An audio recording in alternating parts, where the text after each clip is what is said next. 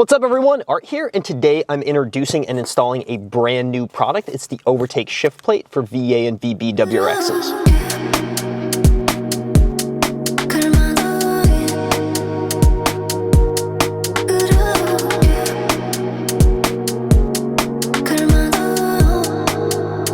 We're gonna unbox this in just a sec, then get underneath the car and do the full install. All the action is gonna happen down there, but I did want to talk about the benefits of upgrading to a shift plate like this up top. Now the biggest thing is gonna be the throw of the shift. From third to fourth, we're gonna get a measurement, a before and after, and you're gonna feel a huge difference. Also, because this is more weighted in the factory unit, which I'm gonna show you the difference once we get up on the bench, you are gonna have more of a precise and crisp shift. It's gonna feel a lot nicer. So what we're gonna do is unbox it, show you exactly what's in the kit. One of the really nice things about this kit is it's super simple. What you're gonna see inside is an OEM dowel pin and washer, and then just one piece for the shift plate itself. I'm gonna hide the surprise here and show you around just how nicely machined this steel piece is. And because you guys know that we're from the Midwest, from Minnesota in particular, we had to add a little nod to that. So we've got an angry loon as a mascot for this part. The biggest thing I wanted to show you is the difference between the factory shift plate and the OVERTAKE unit. Now, first of all, ours is much prettier. It's billet steel. And if you guys had a chance to hold it, you would notice the weight difference. Now, this is about 1.7 pounds, and this is 3, almost double. And that is deliberate because that is going to help with that precise and accurate shift once it's in the car. Also, all the weight is a little more centralized versus having these large wings on the factory piece. And this just feels flimsy. I've actually even heard stories of this cracking over time on older chassis. Now the other major difference that you may or may not notice, if we hold up the two pieces next to each other, the mounting location for the transmission is right there, but you can see that this dowel pin for the shifter cable is about 5/8 of an inch closer on ours. And that's what's gonna make for that shorter shift and the better shifting experience. Now that you guys have a little breakdown on the OVERTAKE shift plate, we can install it. I'm gonna show you exactly how it's done. The first thing I'm gonna start with, which isn't absolutely necessary, but it's gonna make our lives easier and it's gonna look better on camera, is to take the transmission crossmember off. This is also a good opportunity if you guys choose to do that to upgrade to the OVERTAKE crossmember bushings. I'll put the video install up in the corner of this video so you guys can check it out. And it's up to you if you want to pull this or not.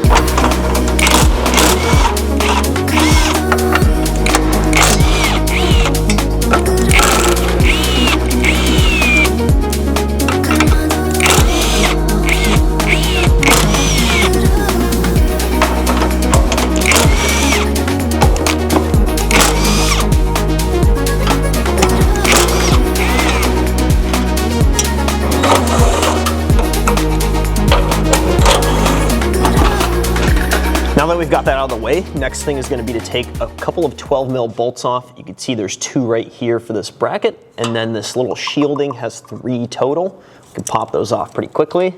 Then we'll have access to be able to see the plate and all the shifter cable pieces.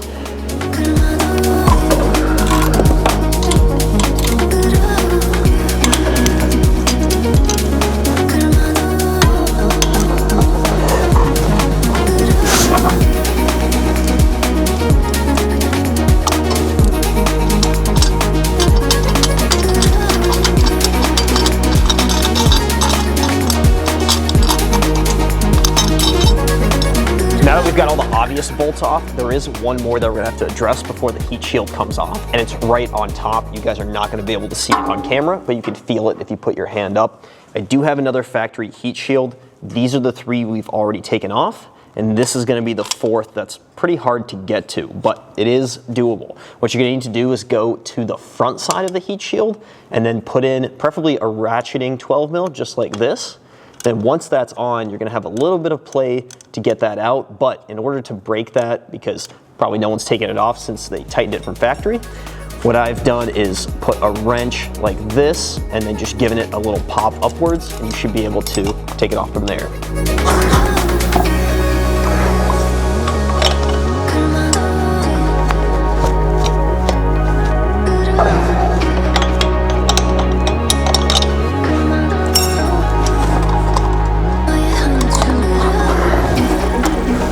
With that shield off, we've now exposed the plate and the shifter cable right here. So first step is going to be to pull this pin right there, and then we've got a clip right here, and we can move this out of the way.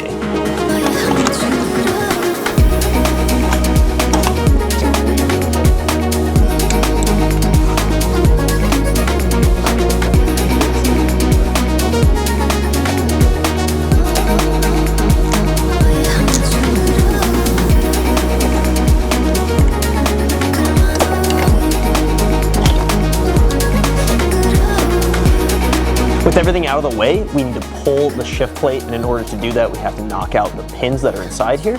So you can adjust it to a more comfortable position right there, and then you can use a 3/16 or 5mm punch. Now these you could buy at Harbor Freight. The kit's super cheap. If you don't have this, it's going to be a big challenge to get this off.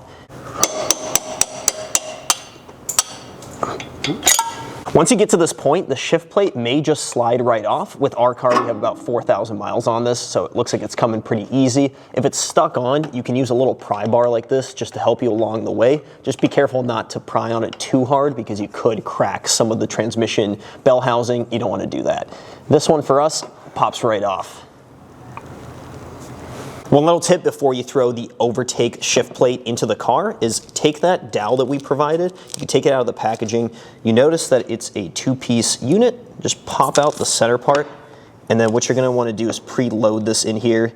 Now obviously you don't want to go past the hole here, but once you install it, if it's already on, it'll make life a little bit easier for you. I mentioned that we picked up the Harbor Freight punch kit for this. Really, we needed it for the 3/16, but if you want to use one of the bigger ones, you can also go on the outside, get that in a little further, and then once we mount it in the car, you can do the same thing for the final install. We're almost ready to put this back on the transmission, but before we do that, another little tip, grab a marker and mark on the outside where the dowel pin is going to go, because it's kind of in the way once you mount it. The Overtake shift plate is going to slip right on since it's perfectly machined to do so, just like that. And then now you see with the mark I made on the outside, we can align the dowel pin. When we go to knock it in, we know that it's going right into place. Otherwise, there is movement on it, so you want to know exactly where you're pounding into.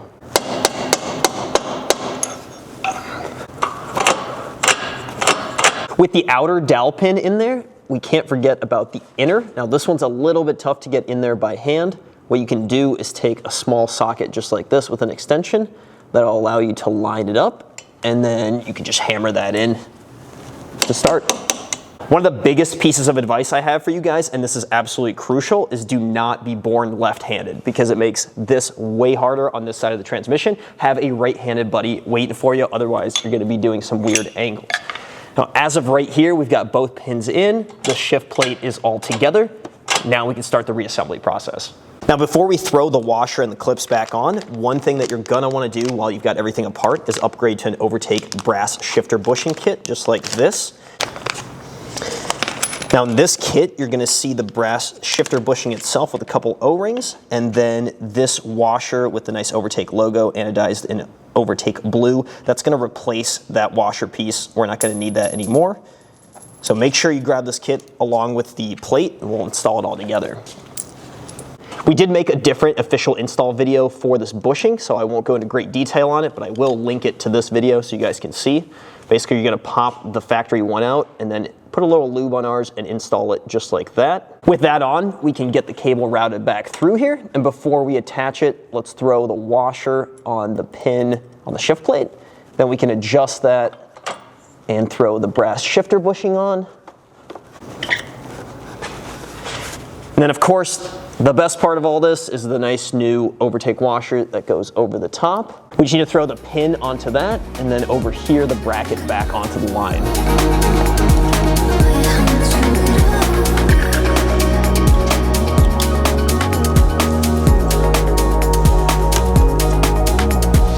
Well, there you go, the Angry Loon shift plate is all in there. Now, a couple of things to note, you're gonna be putting the brackets back on. This one will go on just fine. The upper one is not gonna be able to mount unless you trim it. We're gonna keep it off our car, especially because it's such a pain point to get to this bolt up here. I'm gonna leave that up to you guys if you wanna throw it back on or not. It almost fits, just needs a little bit of trimming on the top side. Other than that, we just need to throw the cross member back on if you guys took it off, tighten everything up, and then I'll meet you inside the car to show you the difference.